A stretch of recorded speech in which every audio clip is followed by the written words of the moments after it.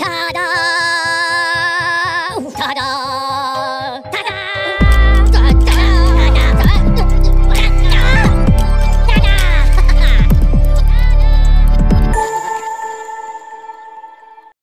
Demikian sejarah Kamal menurut tutur yang dipercaya dan Srinata Panjalu Didaha waktu bumi Jawa dibelah karena cinta Raja Airlangga kepada dua putranya.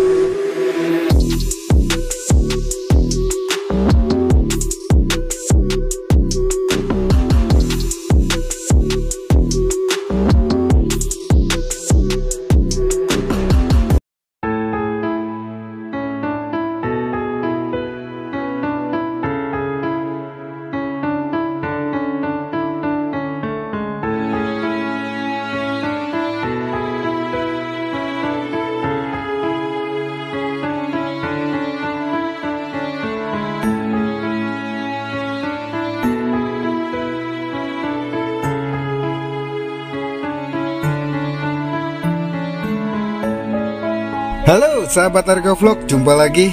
Sebelum menonton video ini, seperti biasa, jangan lupa kopi atau tehnya diseruput dulu ya kak. Episode kali ini merupakan lanjutan dari episode-episode sebelumnya yang membahas di manakah titik batas magis dari pembelahan yang sekaligus juga pemersatu Jawa. Dalam episode sebelumnya, diskusi kita telah sampai kepada dugaan bahwa Candi Gunung Gangsir adalah Wisesapura, yaitu Candi Pendarmaan atau Candi Peristirahatan yang dibangun oleh Hayam Wuruk untuk Gayatri atau Sri Rajapatni. Dalam episode kali ini, kita akan membahas bukti-bukti arkeologis apa yang menguatkan dugaan bahwa Candi Gunung Gangsir adalah Wisesapura. Semoga pembahasan kali ini tidak ada gangguan ya. Mumpung adik saya tadi masih tertidur pulas di kamarnya, jadi kita bisa leluasa membahas Candi Gunung Gangsir ini satu persatu. Hadir kakak. Aduh, kok udah bangun sih dek? Iya, tadi kebangun soalnya kan HP-ku tiba-tiba bunyi notifikasi cetung. Oh, Arkeo Vlog ini. Aku kan gak mau ketinggalan update terbaru. Oh gitu. Ya udah, duduk dan dengerin dulu ya.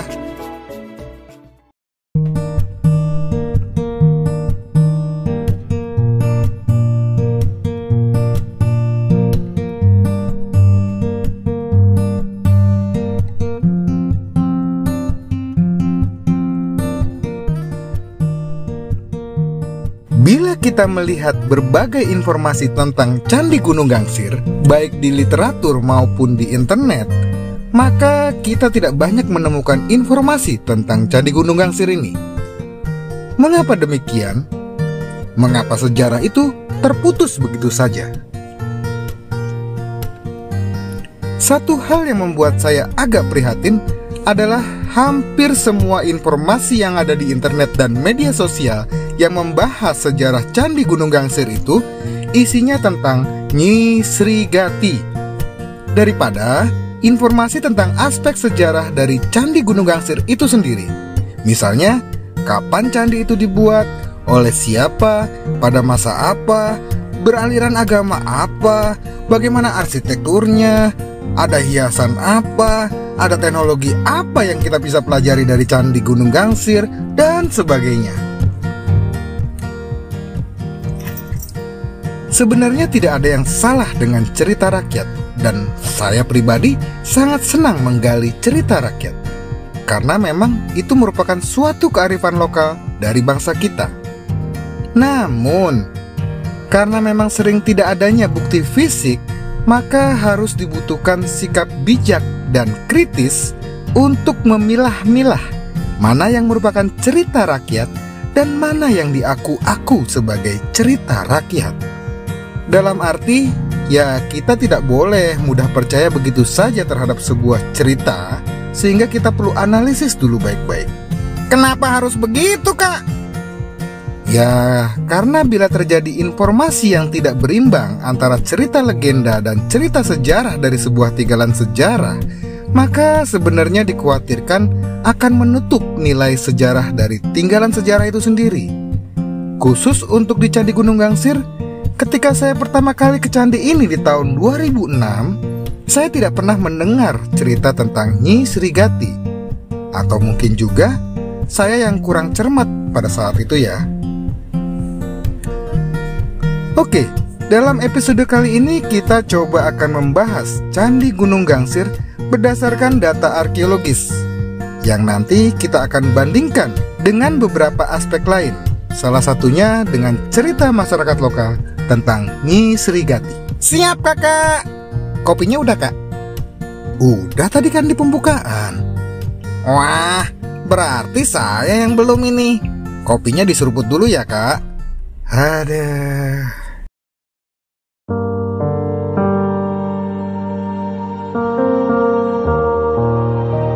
Candi Gunung Gangsir terletak di Desa Gunung Gangsir, Kecamatan Beji, Kabupaten Pasuruan, Provinsi Jawa Timur. Kak. Ya, biasa aja sih kak ngomongnya. Gak usah kayak film dokumenter jadul. Oh gitu ya, oke deh. Candi Gunung Gangsir terletak di Desa Gunung Gangsir, Kecamatan Beji, Kabupaten Pasuruan, Provinsi Jawa Timur. Candi Gunung Gangsir merupakan sebuah candi yang terbuat dari bahan bata yang berdenah bujur sangkar dengan ukuran 14 meter kali 14 meter. Candi ini menghadap ke arah timur yang ditunjukkan dengan adanya tangga naik menuju ruangan yang ada di badan candi. Badan candi berdiri pada kaki candi yang bertingkat 2. Atap candi terdiri dari beberapa tingkat yang sudah rontok saat ini, sehingga tidak dapat diketahui lagi jumlahnya. Tinggi keseluruhan bangunan yang tersisa saat ini adalah 12,5 meter. Catatan tertua tentang Candi Gunung Gangsir dibuat oleh Domis, seorang residen Pasuruan yang mengunjungi reruntuhan candi tersebut pada tahun 1830. Pada tahun 1840, candi tersebut dikunjungi pula oleh juru gambar Seeberg yang membuat lukisan mengenai reruntuhan candi tersebut. Selanjutnya pada tahun 1903, Brandes mengunjungi pula Candi Gunung Gangsir ini. Ia sangat terkesan oleh candi ini karena menurut pandangannya, candi tersebut merupakan missing link antara gaya seni bangunan di Jawa Tengah dan Jawa Timur. Sejak saat itulah Candi Gunung Gangsir mulai menarik perhatian para peneliti. Di antaranya Parmenter, Krom, Mecklenpon, Durmase, dan Kloke. Brandes berpendapat bahwa Candi Gunung Gangsir berasal dari masa Mpu Sindok, abad ke-10 Masehi. Bahkan mungkin lebih tua lagi, dan mungkin merupakan bangunan tertua di Jawa Timur yang merupakan prototipe untuk candi bata yang ada di Jawa Timur, yang memperlihatkan gaya Jawa Tengahan yang murni.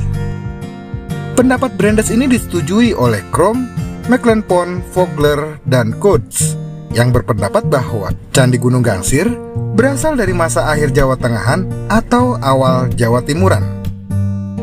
Akan tetapi beberapa sarjana lain seperti Parmentier dan Durmase berpendapat bahwa Candi Gunung Gangsir berasal dari masa Majapahit, abad ke-14, dilihat berdasarkan gaya arsitekturnya.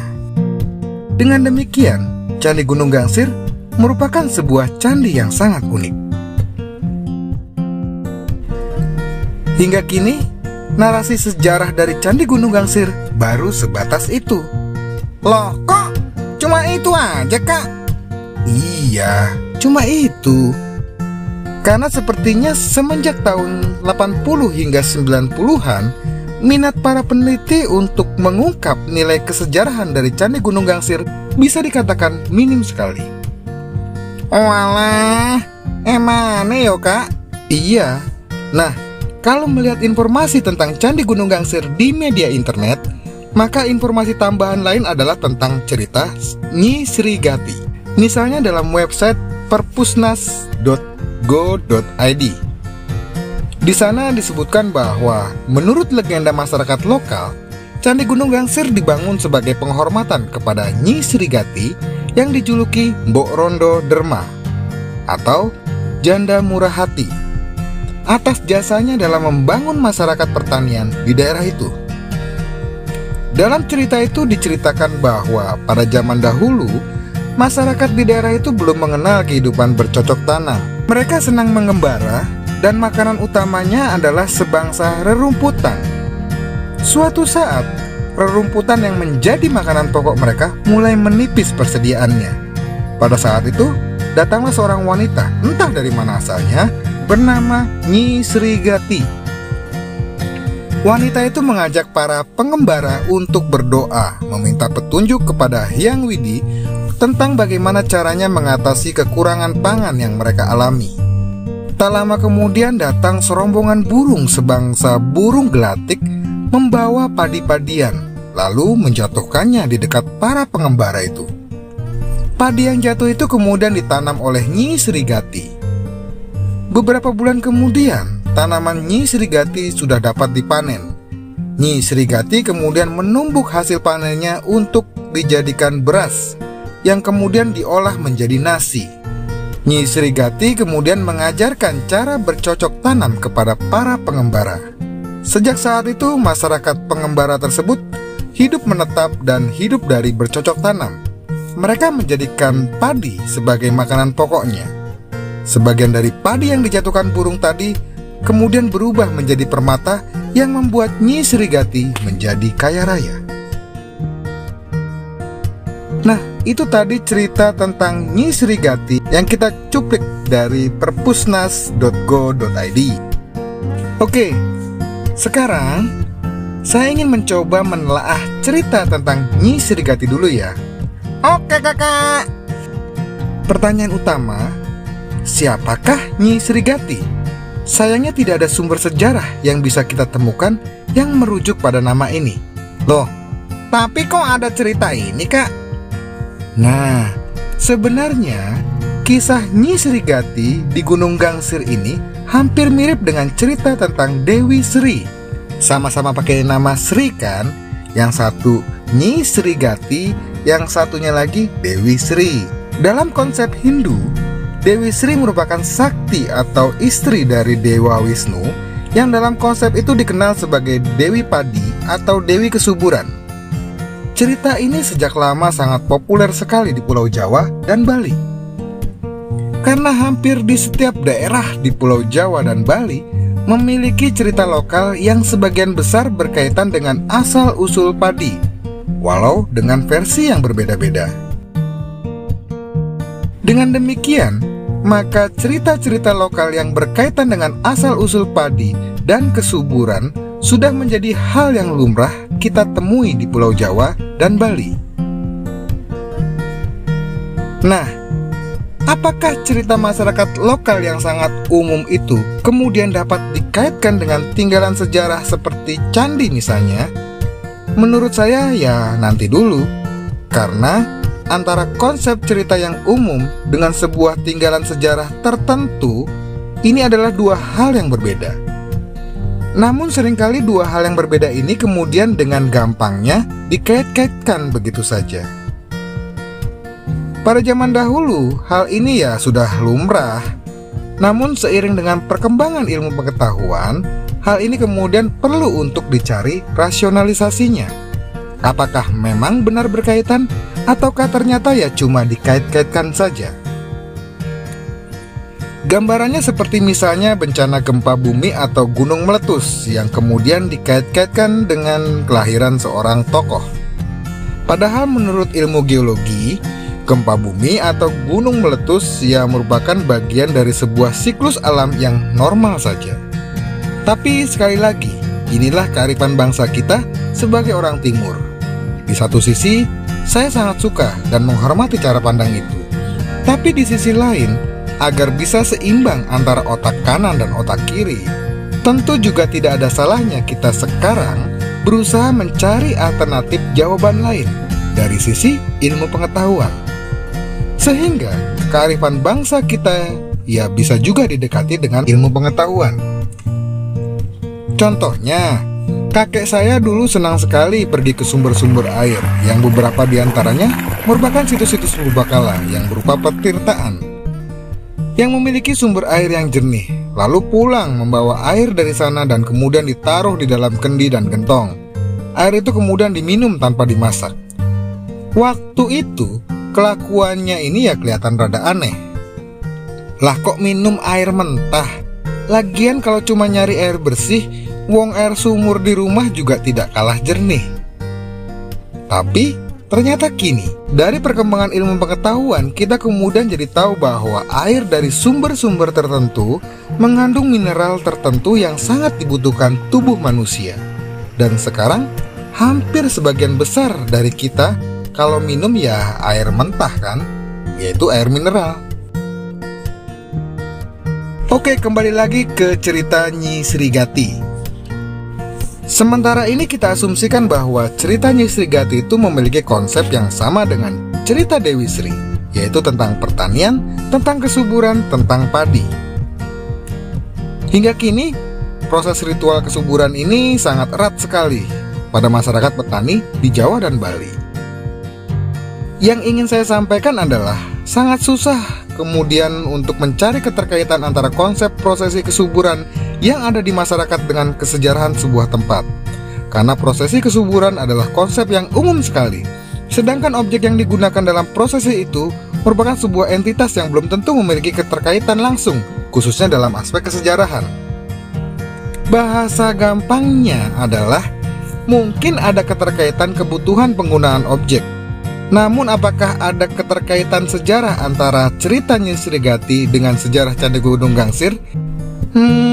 Ini sebenarnya sangat lemah. Berarti cerita tentang Nyi Srigati itu fiktif ya kak? Loh, bukan begitu. Hanya saja cerita Nyi Srigati itu cerita tentang konsep kesuburan yang universal sekali, yang belum tentu memiliki keterkaitan sejarah dengan keberadaan Candi Gunung Gangsir. Kak, apa dek? Sampai di sini, yuk kopinya diseruput dulu ya kak. Saya pusing. Oh iya.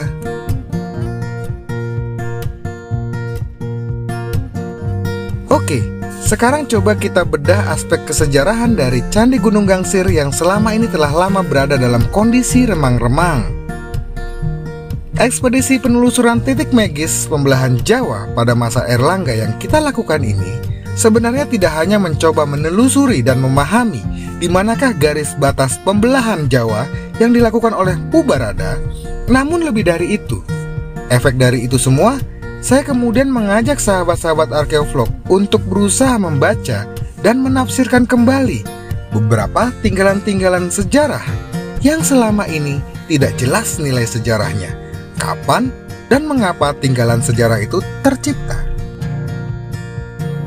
Dengan hipotesis dari ekspedisi penelusuran titik magis ini, sekarang kita bisa coba membaca apakah Candi Gunung Gangsir yang selama ini sejarahnya tidak jelas sebenarnya adalah Wisesapura, sebuah candi yang dibangun oleh Hayam Wuruk bagi peristirahatan Gayatri di Bayalango. Tentang kenapa ada Bayalango di daerah Bangil Pasuruan ini sudah kita bahas dalam episode sebelumnya ya. Hipotesis ini juga sebenarnya dibentuk dari logika. Bila kita membuat sebuah garis batas, maka pasti kita akan memberikan tanda pada garis batas itu, yaitu pada bagian pangkal dan juga bagian ujung. Bener kan? Nah, bila kita sudah punya hipotesis bahwa Kamal Panda merupakan salah satu tanda batas, dalam hal ini adalah tanda pada bagian pangkal, maka tentunya ada tanda juga pada bagian ujung. Dan tanda pada bagian ujung itu adalah di Boyolango yang ada di Bangil, Pasuruan. Dengan demikian, menjadi masuk akal bahwa ada dua lokasi yang kemudian bernama sama, yaitu Boyolango. Satu di Tulungagung dan satunya di Pasuruan. Karena nama Boyolango bisa kita duga merupakan nama tanda batas yang diberikan sebagai penanda bagian pangkal dan bagian ujung. Mungkin gambaran yang sama adalah dengan nama Wates, di mana daerah pinggiran di Jawa Tengah atau Jawa Timur biasanya diberi nama Wates yang berarti batas. Mungkin hal yang sama dengan nama Bayalango. Baya dalam bahasa Jawa kuno berarti ancaman atau bahaya atau celaka. Sedangkan lango dalam Jawa kuno berarti indah, cantik, atau permainan.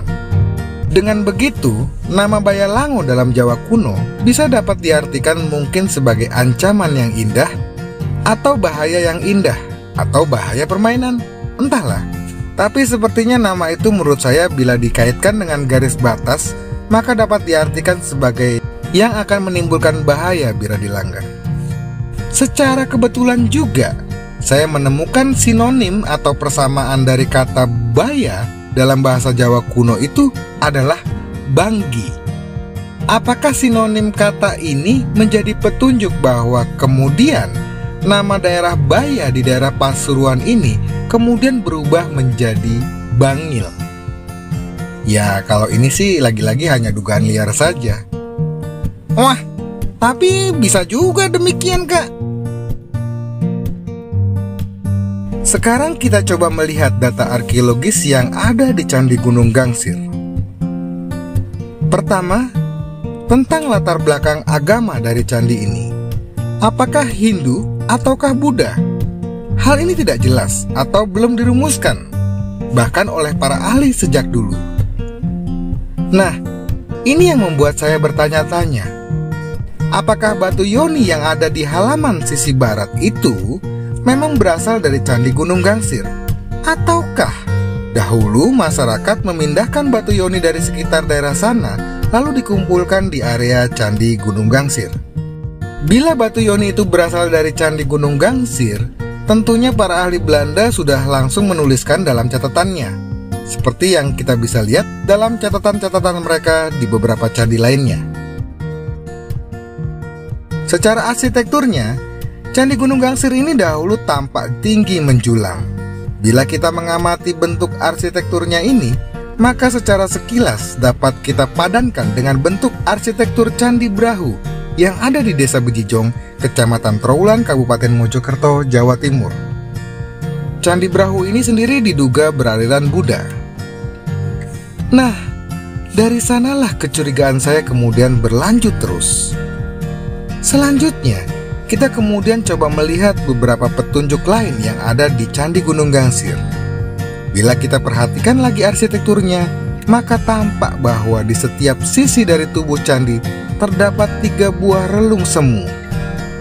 Dari relung ini tampak bahwa adanya kesamaan gaya arsitektural Candi Gunung Gangsir dengan arsitektur Candi Pari. Candi Pari terletak di Desa Pari, Kecamatan Porong, Kabupaten Sidoarjo, Provinsi Jawa Timur.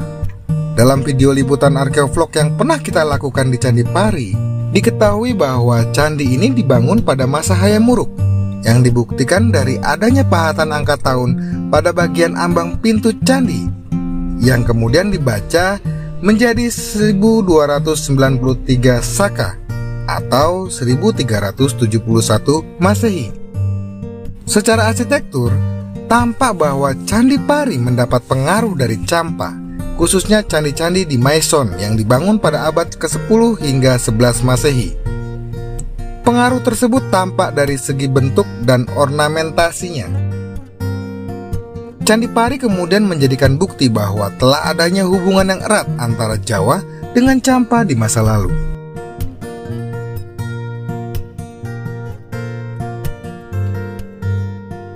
Kesamaan arsitektur ini kita juga temukan di Candi Gunung Gangsir.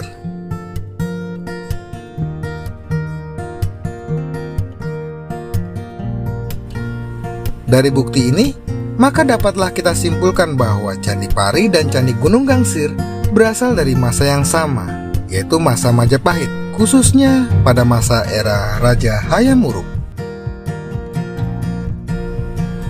Dengan demikian, secara tidak langsung, maka kita bisa membantah pendapat dari para ahli yang menduga bahwa Candi Gunung Gangsir berasal dari masa Mpu Sindok. Kembali kepada latar belakang keagamaan dari Candi Gunung Gangsir, maka saya menduga kuat bahwa Candi Gunung Gangsir memiliki latar belakang agama Buddha. Hal ini saya lihat dari beberapa bukti sebagai berikut. Bukti yang pertama, bila kita melihat bagian tubuh Candi Gunung Gangsir, maka tampak adanya profil yang menonjol pada bagian tengah. Profil ini ada di setiap sisi tubuh candi. Bila kita mencoba untuk melihatnya secara lebih teliti, maka tampak bahwa profil itu membentuk seperti bentuk stupa. Nggak percaya? Nih, saya tunjukkan ya.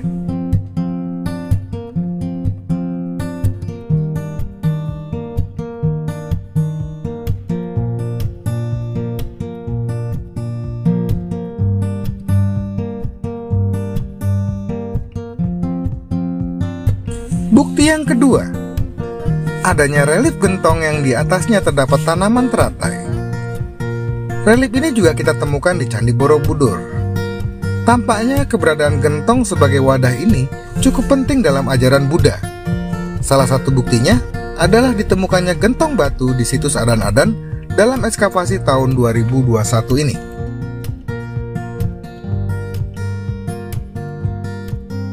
Bukti yang ketiga adalah relief Kalpataru yang didampingi oleh Kinara dan Kinari di sebelah kanan dan kiri. Relief seperti ini kita temui juga di Candi Prambanan dan Candi Borobudur. Walau konsep pohon Kalpataru kita temukan dalam konsep ajaran Hindu, namun konsep tentang pohon Kalpataru ini tampaknya lebih populer dalam ajaran Buddha yang kemudian disebut juga sebagai pohon Bodhi.